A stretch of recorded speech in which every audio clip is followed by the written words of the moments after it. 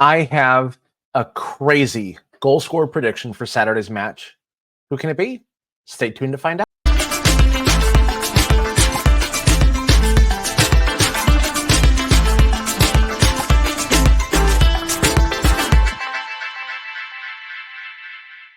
Hello, everyone, and welcome back to the Newcastle United Digest, the channel delivering Toon content in bite-sized chunks.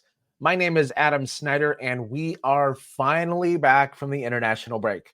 And luckily, we escaped it without any fresh injuries from all of our international mags.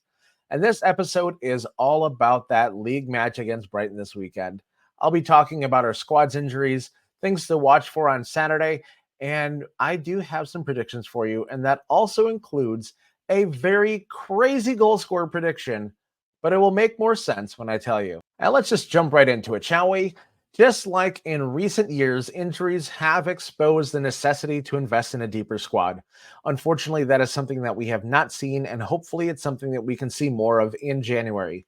We're still dealing with some long-term injuries in the back with both Sven Botman and Jamal Lascelles. There's still a long ways away, even though we have seen some Instagram pictures of Sven Botman at the training ground back on actual grass. So that's a good sign, but who knows how long it'll actually be before he's back. Will it be back before the end of the calendar year? Will it be back after the new year? Who knows? We still don't know that yet. Unfortunately, just before the international break, Kieran Trippier suffered another injury. This time it's a thigh, and he's expected to be out for several weeks. This leaves us with Tino Livramento as our top right back. And right now, the only cover we have in the back on that side of the defense is Emil Kraft. And he can play right back and he can play center back. But if we have two injuries in that area, we have some problems. On the opposite end of the pitch, we did see injuries to both Alex Isak and Callum Wilson, and they have drastically affected our ability to score. In the 3 games that Isak missed, 2 in the league, 1 in the League Cup, Newcastle has scored 3 goals, an average 5 shots a goal on game. That includes winning 1-0 on a penalty to AFC Wimbledon in the League Cup and a 0-0 draw to Everton. Everton. Let that sink in. Everton. The stats aside, our attack has not looked as potent going forward, and the press has been weaker compared to before the Isak injury. We are set to receive a couple of reinforcements this weekend. Alexander Isak is slated to return to the lineup against Brighton, and he could be joined by young Lewis Miley. Miley has been out since the preseason with a broken back, and then he suffered a setback just as he was about to return. He broke his foot while running. He has also appeared in training photos this week on the club's social media, and that is a very strong indication he could at least make the bench for Saturday's match. And if he doesn't make it into the game against Brighton on Saturday, there's a very strong chance that the absolute latest we'll see him back in the lineup will be in a week and a half when we play Chelsea in the League Cup. According to the Daily Mail's Craig Hope, Newcastle may still be without Callum Wilson. Initially, Wilson was slated to return this weekend, but Hope's report indicates he could be out for at least another week. This has been a very frustrating situation for Eddie Howe, as he was hoping for more opportunities for the veteran striker to play alongside Alexander Isak. Also set to return is Martin Dubravka. Dubravka suffered an injury against AFC Wimbledon in the League Cup late in that first half, and the injury was not ruled to be a serious one, thankfully. It was enough. It was just enough to keep him out of international duty this past week. I would expect him to be on the bench for Saturday's clash behind established starter Nick Pope, and there's a good chance we'll see him in the League Cup as well against Chelsea. Fortunately for us, Brighton is also suffering from a lengthy injury list. They have several players camped out in the trainer's room, with the most notable being João Pedro and the Premier League's elder statesman James Milner. And now let's move on to keys to the game. This tie against Brighton has always been a rather unpredictable one. Going back to our last championship season in 2016-2017, games against Brighton have always been strange. We'll just put it that way. When you look back in the championship season, we beat Brighton on a very fluke Mohamed Diame, we'll call it deflection, but really he knew what he was doing. I was at a 0-0 draw at St. James Park in 2017, end of 2017 into 2018. And there have always been games that could go either way, or they just ended up in really, really tight draws or 0-0 draws that were just boring. However, both teams have progressed since then, and they're both playing a very different style of football since those days. And I really do think that this is an opportunity for us to capitalize once again. First thing I really think we should be doing is looking for creative opportunities to play the long ball, and not just in the air, but also on the ground as well. I watched Brighton's highlights against Spurs 2 weeks ago, and they played a very high line against Spurs, and it is a very good opportunity to exploit our speed behind them. We have the tools, we have the technology to punish Brighton for this. Bruno can ping a pass over the top, Tonali can ping a pass over the top. On his day, Joe Linton can ping a pass over the top. Even Dan Burn can ping a pass over the top.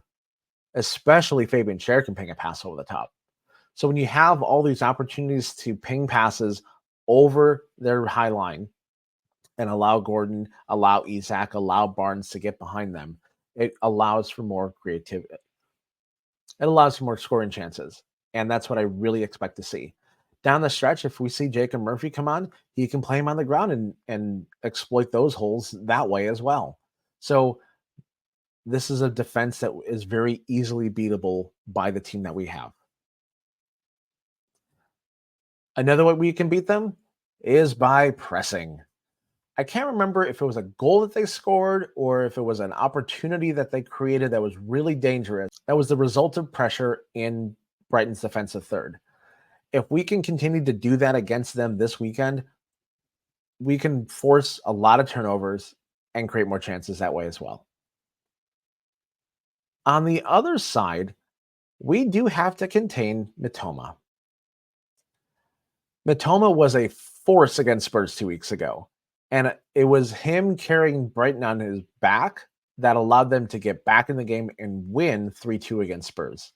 His speed and playmaking skills down the left side could be a difficult situation for Tino Livramento, for Schär, and like in games past, possibly Bruno getting in on that mix as well.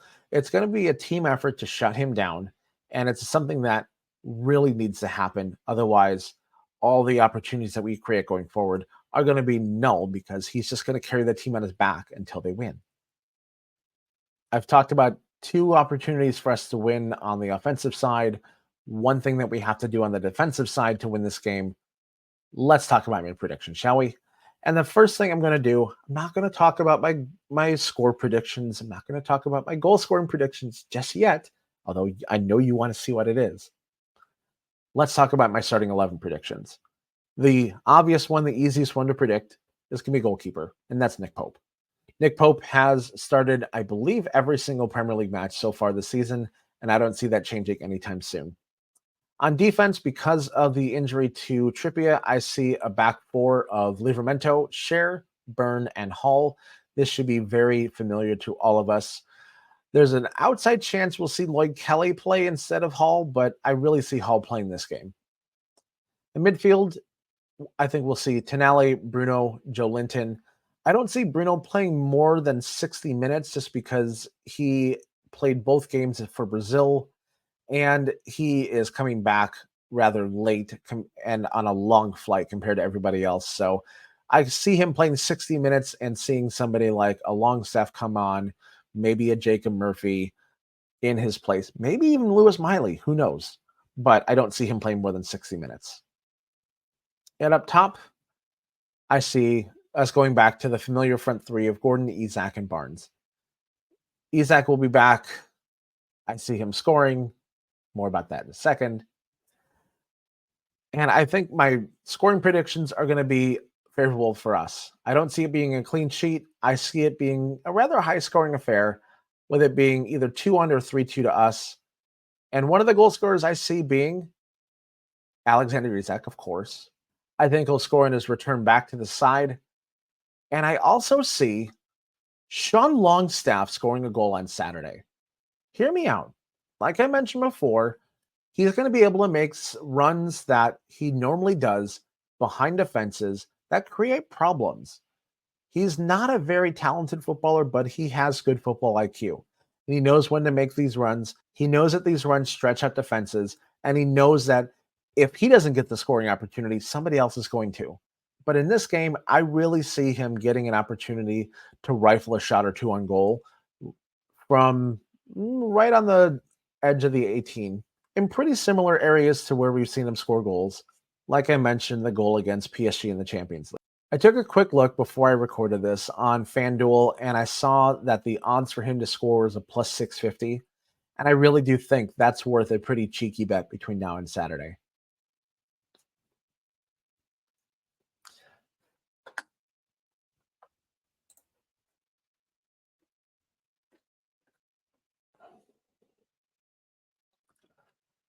And that will do it for this episode of the Newcastle United Digest. I hope that this has been an entertaining one for you, and it gives you a good fuzzy feeling going into Brighton on Saturday. So, with that, I hope you enjoy your time at the pub on Saturday. Make sure that you are tipping your wait staff generously, show them that Geordie hospitality that we're all used to, and get home safely. Until next time, this is Adam Snyder for the Newcastle United Digest saying, "Ahoy the lads, bye for now."